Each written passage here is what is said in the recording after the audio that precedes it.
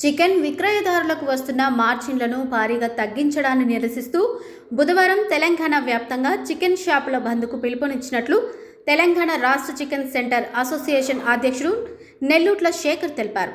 ఈ సందర్భంగా ఆయన మాట్లాడుతూ గత కొంతకాలంగా బడా పౌల్ట్రీ కంపెనీలు, ట్రేడర్లు కలిసి రిటైల్ వ్యాపారులకు ఇచ్చే మార్జిన్లను తగ్గించడంతో తాము తీవ్రంగా నష్టపోతున్నామని శేఖర్ ఆవేదన వ్యక్తం చేశారు.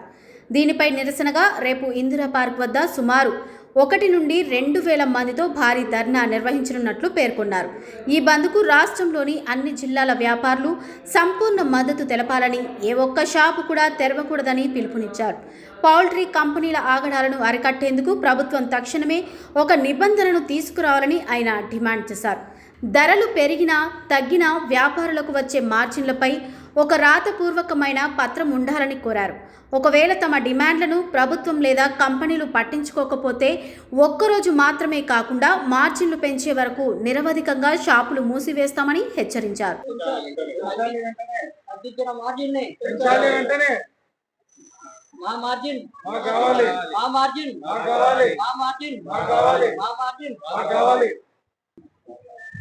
ఐక్యత మా మార్జిన్ మాకేంటనే పెంచిన ధర మా మార్జిన్ వెంటనే పెంచాలి.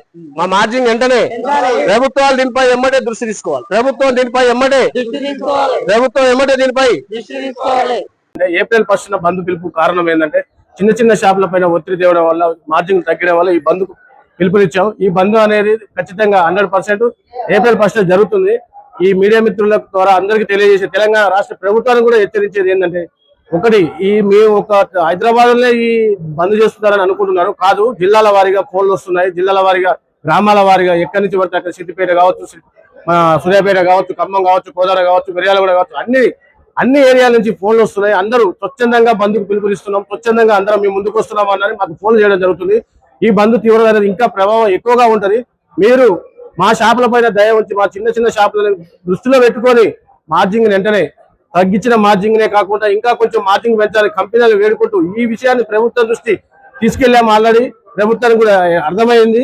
ఇంకా కూడా ప్రభుత్వం దీనిపై ఒక కఠిన చర్య తీసుకోవాలి. ఇంతసేపు చెప్పిన నా మిత్రులందరూ ఓన్లీ ప్రభుత్వం పట్టించుకోవాలి కాదు, బడా వ్యవస్థలను ఎలా పట్టించుకుంటున్నారో చిన్న షాపులను కూడా అలా పట్టించుకోవాలి. ఎందుకంటే చిన్న షాపులు ఓటర్లు, మీ ప్రభుత్వాన్ని గెలిపించిన ఓటర్లు కూడా చిన్న షాపు వాళ్ళవే. మీరు ఓట్లు వేస్తే మీరే ప్రభుత్వంలో కూర్చున్నారు.